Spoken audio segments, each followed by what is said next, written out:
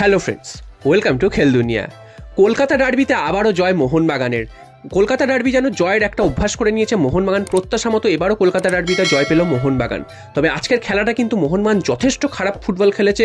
সাম্প্রতিককালে ডার্বিতে এত বাজে ফুটবল মোহনবাগান খেলেছে কিনা মনে পড়ছে না। তো যাই হোক, মোহনবাগান এত বাজে খেলার পরেও 1-0 গোলে জিতেছে এবং ইস্টবেঙ্গল যথেষ্ট ভালো খেলেছে। 11 নম্বরে থাকা একটা দল যে এত ভালো ফাইট করতে পারে 1 নম্বর দলের বিরুদ্ধে, সেটাই কিন্তু যথেষ্ট ভালো। এছাড়া কিন্তু ম্যাচের প্রথমেই কিন্তু একদম দুর্দান্ত একটা গোল পেয়ে যায় জেমি ম্যাকলারেন, যেখান থেকে কিন্তু ইস্টবেঙ্গলের ঘুরে দাঁড়াতে পারেনি। এবং খেলার শুরুতে যে ঝটকাটা মোহনবাগান দিয়েছে, সেই ঝটকাটা ইস্টবেঙ্গল কিন্তু একদমই প্রথমে বুঝতেই পারিনি যে এটা গোল হতে পারে। একদম একটা ক্যাজুয়াল ছিল ইস্টবেঙ্গল ডিফেন্স। তো সেখান থেকে জেমি ম্যাকলারেন দুর্দান্তভাবে গোল করে দিয়ে চলে যান। এরপর থেকে কিন্তু মোহনবাগান একের পর এক মিস করেছে, যেই মিসগুলো চোখে দেখা যায় না।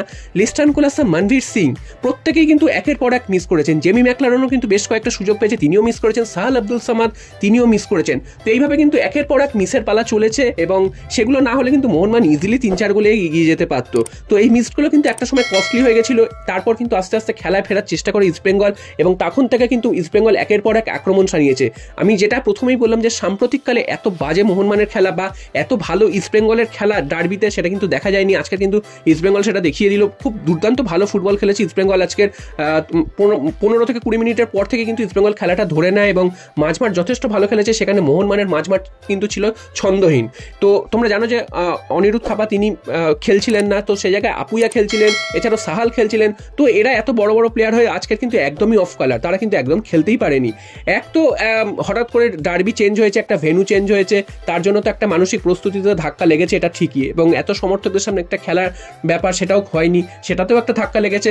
তো সেটাও একটা ব্যাপার। এবং মাঠও পরিবর্তন হয়েছে, একটা অন্য মাঠ, সল্টলেক স্টেডিয়াম এত বড় মাঠ, সেখানে কিন্তু গুয়াহাটির মাঠ এতটা বড় নয়। তো সমস্ত কিছু মিলিয়ে কিন্তু মোহনবাগান কিন্তু আজকে যথেষ্ট খারাপ খেলেছে, এটাই কিন্তু বলা যায়। তো ফার্স্ট হাফের শেষ দিকে কিন্তু ইস্টবেঙ্গল গোলও পেয়ে যেতে পারতো। সেখানে কিন্তু একটা বিতর্কিত একটা সিদ্ধান্ত হয়, যেটা দেখা যায় যে আপুইয়ার হাতে লাগছে, যদিও রেফারি পেনাল্টি দেয়নি। এবং সেটা যদি পেনাল্টি দিতে হয় তো কিছু বলারও থাকতো না, কারণ সেটা হাতে লেগেছিল। এবং এই যুক্তিতে এটা পেনাল্টি নাও দিতে পারতো, আবার যেটা একদম কিন্তু শরীরের সাথে হাতটা টাচ করেছিল, সেই জন্য কিন্তু পেনাল্টি দেয়নি, সেটাও কিন্তু হতে পারে। তো এটা 50-50 ডিসিশন, পেনাল্টি দিলেও কিন্তু কিছু বলার ছিল না।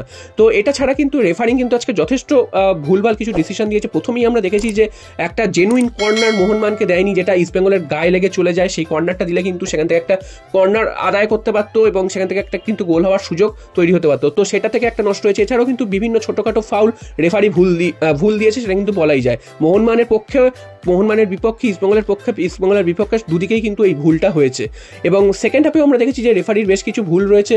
এবং তারপর কিন্তু যেটা একটা ঘটনা ঘটে, সেটা কিন্তু লাল কার্ড দেখে সৌভিক চক্রবর্তী, সেটা কিন্তু একদম জেনুইন লাল কার্ড।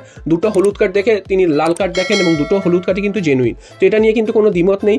এছাড়াও কিন্তু লিস্টান কোলাসো, তিনি কিন্তু সেকেন্ড হাফেও যথেষ্ট সুযোগ পেয়েছেন, সেই সুযোগগুলো কাজে লাগাতে পারেনি। মনভীর সিং এবং লিস্টান কোলাসো সব থেকে সেলফিশ প্লেয়ার ছিল আজকে। তারা দুজনেই কিন্তু ব্যাপকভাবে বল নষ্ট করেছে, সেটা বলাই যায়।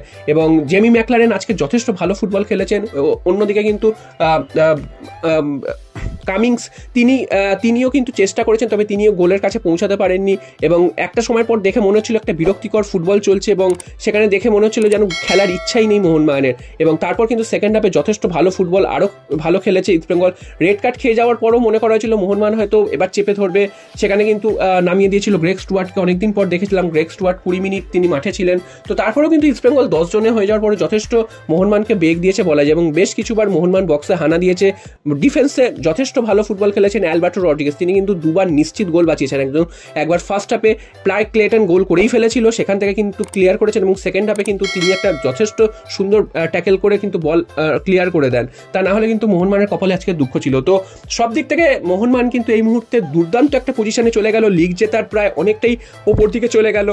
একে তো ডার্বি ম্যাচ জিতেছে, তার তো একটা আনন্দ রয়েছে। 15 ম্যাচ থেকে 35 পয়েন্ট নিয়ে লিগ টেবিলের মগডালে তো রয়েছে। তো আরও একটা ভালো খবর রয়েছে আজকে ডার্বি জেতার দিন, সেটা হচ্ছে বেঙ্গালুরু এফসি আজকে কিন্তু হেরে গেছে মোহনবাগান স্পোর্টিং এর বিরুদ্ধে। মোহনবাগান স্পোর্টিং তাদের এই সিজনের দ্বিতীয় জয়টা কিন্তু তুলে নিয়েছে। বেঙ্গালুরু এফসিকে হারিয়ে শেষ মুহূর্তে 1-0 গোলে কিন্তু হারিয়ে দিয়েছে, যেটা কিন্তু একদমই অঘটন বলা যায়। তো বেঙ্গালুরু এফসি হেরে যাওয়ার ফলে মোহনবাগানের সাথে তাদের গ্যাপটা তৈরি হলো কিন্তু প্রায় 8 পয়েন্টে। তারা কিন্তু এই মুহূর্তে 15 ম্যাচ খেলে 27 পয়েন্ট নিয়ে 2 নম্বরে রয়েছে, সেখানে মোহনবাগান 15 ম্যাচ খেলে 35 পয়েন্ট নিয়ে 1 পয়েন্টে রয়েছে। মানে গ্যাপটা কিন্তু বিরাট। এখান থেকে কিন্তু বেঙ্গালুরু এফসির মোহনবাগানকে ধরাটা কিন্তু অনেকটাই কঠিন হয়ে যাবে, যদি না মোহনবাগান নিজেদের পায়ে পায় নিজেরাই কুড়ুল মারে। এছাড়াও কিন্তু এফসি গোয়া তারা কিন্তু 26 পয়েন্টে রয়েছে, একটা ম্যাচ কম খেলে, অর্থাৎ 14 ম্যাচ খেলে। তো মোহনবাগানের সাথে কিন্তু যথেষ্ট একটা বড় গ্যাপ তৈরি হয়েছে বাকি দলগুলোর। এইটা যদি মোহনবাগান মেনটেন করতে পারে সেক্ষেত্রে কিন্তু লিগ জয়ের হাতছানি মোহনবাগানের সামনে রয়েছে এবং লিগ জয় থেকে কেউ আটকাতে পারবে না মোহনবাগানকে। তো সব মিলিয়ে আজকের বড় ম্যাচ মোহনবাগান জিতলো। মোহনবাগান সমর্থকদের অবশ্যই মানে একটা খারাপ লাগা থাকবে, যেটা হচ্ছে মোহনবাগান ভালো আজকে খেলতে পারেনি। যেই খেলাটা মোহনবাগান থেকে প্রত্যাশা ছিল, যেভাবে মোহনবাগান সমর্থকরা ভাবছিল যে ইস্টবেঙ্গলকে উড়িয়ে দেবে, সেটা কিন্তু একদমই হয়নি। উল্টে মাত্র 1 গোলের ব্যবধানে জিতেছে। তো একটাই পজিটিভ দিক যে জেতার মধ্যে রয়েছে এবং ম্যাচটা থেকে পুরো 3 পয়েন্ট আনতে পেরেছে। ভবিষ্যতে এই 3 পয়েন্টটা কাজে লাগবে। তো দেখা যাক নেক্সট ম্যাচ জামশেদপুরের বিরুদ্ধে অ্যাওয়ে ম্যাচ, সেখান থেকে মোহনবাগান কি করে, সেটা কিন্তু এর পরে টার্গেট মোহনবাগানের।